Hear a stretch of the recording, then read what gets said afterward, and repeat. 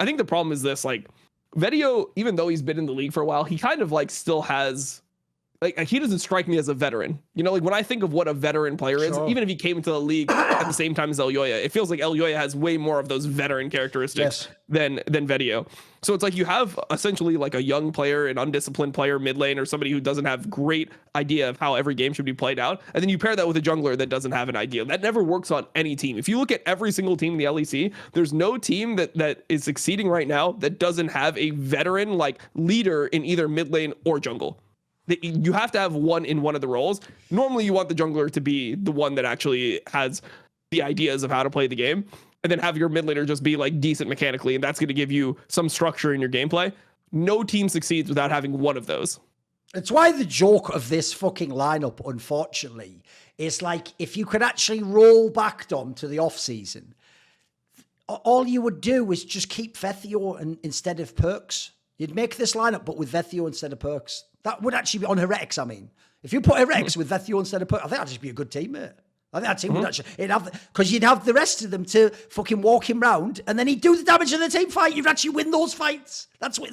It's like both teams are that's mismatched. Because the other thing on this team as well is, it's why I actually think the Hylissang thing was so egregious in winter. You have completely mismatched Douglas and Hylissang as well. These guys they're not on the same page at all. So collectively, we've got a disconnected jungle, mid, and bot in support in LEC. You can't win it with that, mate. Those three have to be on page. Like, tell you what, I might shit on some of the others, like in Mad Lions, but at least those players are connected. At least they know how to play with each other and to make plays happen and follow up. And when we're not going in and all that, like, this team's just all over the place.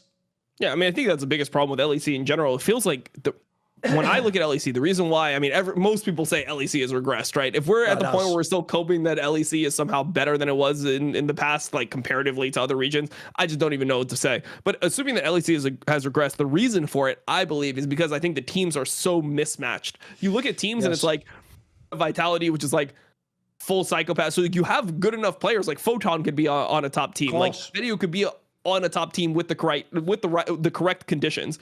You could have Hilly and Carzzy on a top team. Yeah. Like they definitely could, but like that is just not the team. Like then you have this team with like a rookie jungler. Like it just doesn't all add up. Yes. Same thing with Heretics. Like you could have Wonder playing weak side top on one of the best teams. You could have Wonder on Fnatic right now, and it would be, and in my opinion, it would just be a better team, assuming Wonder was playing in form. Yeah.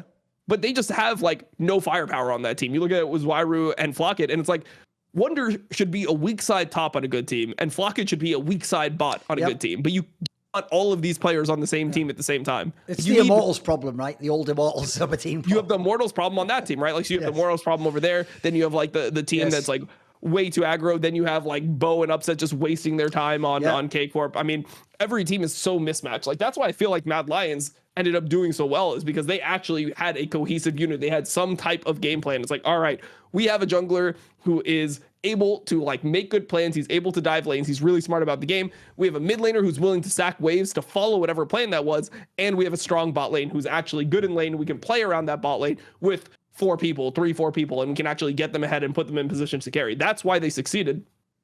Other teams don't have any type of like lineup that makes sense. You look at all the teams and it's just like, why are these people playing together? The same thing with Giant X. Like I look at Giant X, it's the same thing.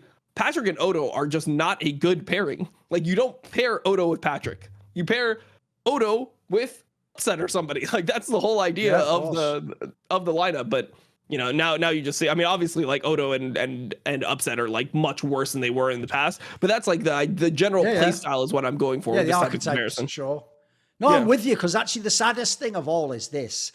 Here's where I think people get lost. When we're saying they're bad, we're mainly talking about the whole team as a holistic entity, how they play. And remember, guys, always fucking remember this. We're watching the best LCK and LCK teams. We're watching Gen G and fucking BLG, then tuning into an LEC game. So it couldn't look that good in theory anyway, but it looks way worse. Like it's not even getting close to it. And part of the problem is this. I think you nailed it. I'm not flaming the players, Dom. That's the saddest thing. I actually feel like the last 2 years, here's what my actual theory is, because this happened in Counter-Strike as well, by the way, when all the money went really up and the contracts got massive buyouts. What you get is no longer can players make teams. Instead of the player picking, right, let's get this guy, this guy's going to be really good. And you let, like, I don't know, pick a player, or back in the day it was a Perks. You let these players have say over who joins the team. when these GMs make them, the GMs have just been very whack these last 2 years. And another problem, I pointed this out with Yamato, is they don't get fired. Have you noticed that? GMs never get fired. They can hire 3 bad, by their logic, bad coaches that they then fire in a row,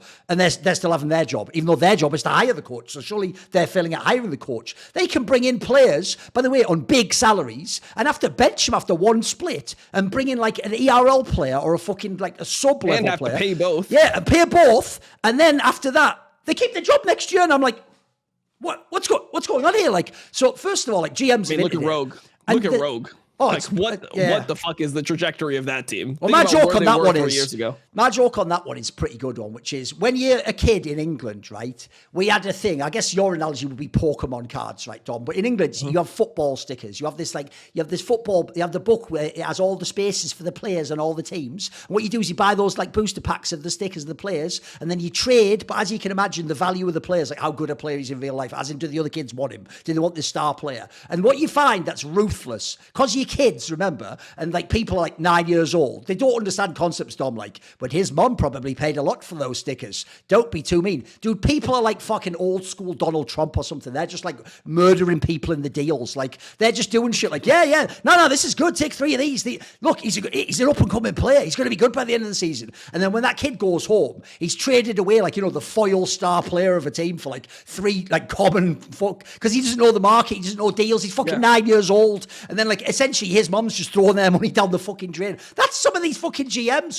The Rogue GM, actually, the joke is, are you ready for the best joke about Rogue? They actually have, in theory, 2 of the best GM job ever in LEC, like this.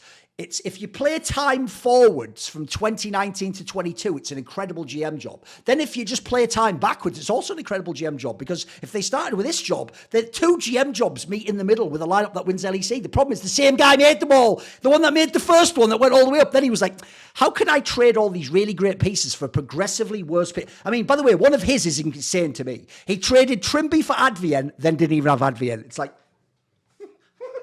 you ended up with nothing. You came home without the fucking cow or the magic beans, you daft cunt. You came home with like a fucking rat's tail. Like, what about this? Can I do anything with this? No, nothing. Yeah. Nothing at all. Like, these GMs are terrible, because as you're pointing out, Tom, you know what the most fun game of all is? I love to do it on these shows as well. I've done it loads of times with Zabatine. The first fun game is just take the current roster of all the LEC teams and build your own squads. Mate, you can actually, I'm not joking, build like 5 good fucking teams. 5 teams that would like beat Team Liquid, for example. You could actually build 5. I'm not exaggerating. If me and you can pick the whole rosters, you could make some amazing fucking squad. There's talent in this league. There's real talent, like we're saying. Every team pretty much has 2 good players. Yeah. I mean, I don't know. Like, I think the biggest problem that I have generally with LEC is it never feels like the best players in Europe are actually playing in LEC. Like, you have like half the best players playing, and then you have a bunch of people just on the bench, like on contracts where they don't actually get to play. And instead, we just get rookies that are not as good, that, we're just all hoping are going to be better in the future because they're rookies and it's just magic. They just improve over time and they'll just become better and better. Like, why wouldn't they improve, Thorin? Like, if this is their first level, why wouldn't they improve? That's what I always fucking get. What I love is, it goes like this, Dom. The rookie, it's actually Loco's old flaw, if people remember from listening to Loco. The rookie always has to improve because he's this good, next will be this good. But somehow the veteran can never go back up again. Like, for example, so if you asked a straw poll of fans, Perk should literally uninstall League of Legends and officially retire. He can never, ever be a competent player ever in his life again. Even though, by the way, the weird thing behind the scenes from that team is they were telling me he actually was doing well again. He sort of started to pick it up, and then those scrims happened, and then he just got kicked out last minute. Like, a lot of those players are like, what? Like, so, but if you have a player, so he was doing it now, he was a bit average when he came in. Now he's had like 1 series that was not bad. In their mind, he becomes like, not Caps, but he becomes like fucking humanoid next. It's like, probably not. Another thing I'll throw out there as well, Dom, is people are really, really giving some rookies too much time, like I said before with Daggers. Because you know what else also happens? Dom, we've got to the point in Europe because of how much talent we have in the RLs. If you're actually going to be an elite player, you usually do it in the first year. Think of all the ones that came in that did it. Humanoid. You have fucking, obviously, El Yoya. Some of these guys, Dude, Irrelevant didn't take that much longer once he got on the carries. Nemesis. Some of the ones on Nemesis, obviously. Some of the one on Mad Lions. Larson got cooking pretty quickly.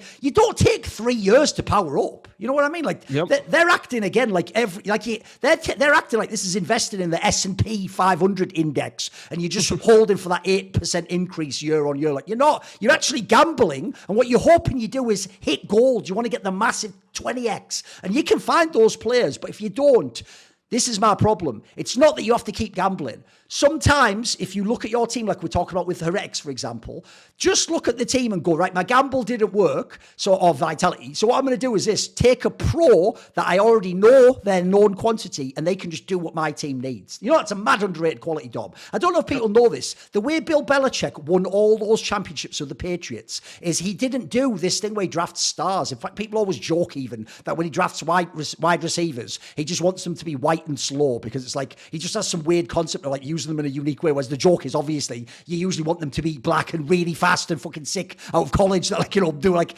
2,000 yards or something mental. So the insane thing to me is that guy's whole secret was he just tried to recruit what he thought he needed for his teams. He doesn't care what your stats are, how good you were, what your name is. He just thinks, right, you can do the job of this. I wish GMs would sometimes do that once they have the stars, mate, because they'll always get a couple of big names and then they don't build around them. They just like throw names in there. Like they'll do like we're saying. You'll get players like, think about this at the beginning of the split, right? How much faith did they have in the Douglas guy that they thought Photon and Vethio would thrive playing with this guy? Thrive with it and be really good. Because by the way, those players in theory with the right jungler could be really good. They could be on the team that's in the final. Yeah, definitely. I mean, I just see the issue that I see just going from split to split is you see players like Abadage limit, right? They come in to an XL team that's terrible, right? XL is a fucking horrible team. They're 10th place twice. They're pathetically bad. Those guys come in, suddenly the team is going to finals. Like they're actually like top. They got top 5. By the way, can't Abadage play instead of why not get Abadage instead of Zviru in the first place? Dude, he would just do this and better, wouldn't he? Put him over like Socken or something. Yeah. Like there has to be players that he's surely can plug and play for. Yeah, they even play. They're all fucking his A-mains as well. Just put him in instead of these fuckers. He'd be better. I mean, like these players should be in the LEC, and like. The thing is, since we don't have relegations anymore, we don't get to see players actually come up through ERLs and beat the players that they're legitimately better than. You just have a GM be like, I mean, Abadage, we know that he's never going to be that insane. And then there's like things that are slapped on Abadage, like he's known to have communication issues. So it's like, he doesn't like he's not going to fix anything. It's like, dude, I don't care how fucking Socken is communicating. He chews gum into the mic for 90% of the fucking game anyway. Like he's not even speaking for the most part anyway. You look at a player like Kaiser, who's actually doing fine. Like he's having a resurgence. He's good on Heretics. We replace him with Trimby when Trimby should just be going to K-Corp. Trimby should just be in K-Corp. You think about what Trimby does. He's somebody who likes to talk a lot. You're having communication issues from the bot lane. You give him a veteran. You give Upset a veteran support. Bo looks like he needs help with direction at points in the game. It would make so much fucking sense, but we just don't get him there. So now it's like there's two of the supports that should be in LEC are now on the same roster. Kaiser and Trimby, who 2 years, imagine I told you in 2021, Kaiser and Trimby will not be in the LEC. Oh, it's mental, isn't it? In 2024. It's like crazy. Especially the Trimby one's inconceivable, isn't it? I mean, but the sad thing is, this almost does confirm that he has some sort of like social issues in teams, because every time he gets booted and comes back, he's just good again. Usually better than whoever he replaced. It's ridiculous, isn't it? I mean, like I have no idea. I mean, I've heard some shit about the Fnatic like acquisition of Jun, where like people didn't even know what was happening like within the team. People didn't even know that like Trimby was gone. Like Trimby was just like randomly gone, made by people that make decisions. And it's like, all right, I guess you're just playing with Jun now. You know? I heard he got a bit fucked in off season. Yeah, he definitely got fucked in the off season. So you just consistently have players that don't belong in the LEC start, and now we have like. I'll tell you an example, Dom. Am I whiling when I do this? I'm going to go back to the well, but I think it's justified. You know what? Bear in mind, Sacken actually doesn't do anything. You know what? If I have nutters like Bo, maybe I'll throw Leader in there. 100%. Those two would go ham in fights, mate. I think they would love each other. So many players go in to LEC. Like the whole thing was like, Leader, like we'll see how he performs. Like he's with this Astralis team, and he just like pops off. They're like, holy fuck, he's got this new style and everything. Then it's like, no, you're not allowed to play LEC anymore. Abadega, you're Smurf. Yeah, you don't get to play. You're like a known player. We've like heard about you for years. You don't get to play LEC anymore. Oh, Limit's back. He's doing well. No, you don't get LEC anymore either. Oh, Trimby is doing well for that. Yeah, you don't get to play LEC either. Oh, Crownie had one of his probably best year of his entire career. No, you don't get to play LEC either. Why are half the players that should be in LEC just not in LEC year after year? Oh, it's mental. I mean, the other thing is like, you would think that they would want to offload these players, at least trade them to other teams, because like instead you have all these organizations just paying a bunch of fucking players that just sit at home and they get like 50% of their salaries. It's actually crazy to me. Like many of these players are just getting paid and they're just sitting at home like on the team. It's like the teams don't even try to make things work. That's actually also why why my new campaign is fire GMs, not fucking star players. And the reason why that's my new campaign is because I actually was okay. Like in general, I do want the GM not to be like a one split job, obviously. You have to have time to see your vision out. Like think about Peter Dunn when he was sort of director. He's sort of doing that job, you know. He could decide who comes, but he could also split on split like he did with the Rex last year, upgrade the roster, fix some of the problems. And by the end, he almost got them to Worlds. Here's my problem though. If you have one of these examples where it's like you just make mistake after mistake after mistake, and then worse, you then have to pay not only the guy coming in, but then you have to pay most of the salary to the guy because he's on the bench because of the German thing. That should accelerate when you get fired, in my opinion. Like you can't just run an org into the ground for 3 years. Like after 3 years, if you only have like, I don't know, a semi once and you almost made well, that ain't enough. You know what I mean? Yeah, and then the other thing is like these players that are on the bench and they're getting paid these salaries, right? Like they're not competing. So then when they come back, they have like time where they need to acclimate and get back to like the level of the league and get used to competing again. And like, it's not like you just have experience playing on stage. You just jump back on stage and everything feels normal again. So then there's like the period where they have to get better. So it feels like there's so many players that just lose skill because they're just rotting on the bench and then they come back in and they're not as good as they were before.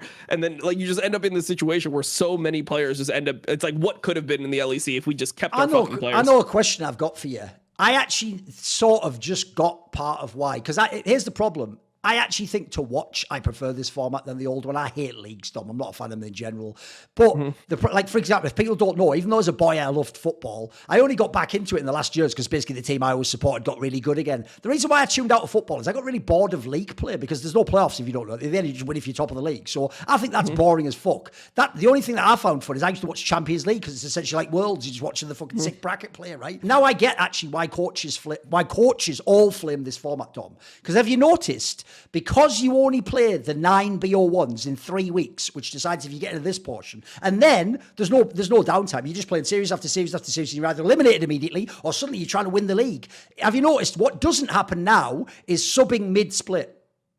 That used to always happen in the old LEC. In fact, in the old LEC, when you have that sub like you're talking about, who's a rookie player, what you do is, if your like jungler starts in the first 3 weeks, you say like to the sub guy, right, get ready, we're going to put you in for some scrims and see how it goes. And then if you do that 1 week of scrims where the inting jungler does bad and your rookie jungler does well, you insert him in week 5 of LEC because you've still got like 3-4 weeks left, maybe 4 weeks left, right? And if you're still in the mix in the table, you can make a run or you might sub out your top laner or something like that. Whatever it is, you pick the one position, you sub him out. No one does that mid-split now. It's just you make the hard decision after the split, and even then you do a perma-benching again. Like you can never come back. The perks can never come back in a Vitality. These people can never join again. Now it's just a whole split you play with that one lineup, and you have to just gamble and hope it's good, apparently. I'm not a fan of that, I have to say. That doesn't work and doesn't look good to me. Yeah, I think it doesn't look good. I mean, the other thing that I don't like is like what happens with LEC a lot is that they end up just on like a really shit patch. Like there's just timings where because they start the playoffs like 3 weeks before, everyone else is on like a future patch and they're just stuck on like an old patch that like sucks. And there's some patches that absolutely are horrible. Like the Static Shiv LeBlanc one, I think it was like, it was the one at like summer. It felt like that was just there forever. Everyone else has moved on. They're like trying to figure out new things and we're still on the OP like Static Shiv LeBlanc. I think that's a problem. I mean, I guess teams are subbing mid-split. I mean, Adam got benched for like finals weekend, so that was something. Like, I guess. By the way, to see more cool, funny, interesting clips based on topics from my content, well, subscribe to this channel then, or, be a pleb and don't.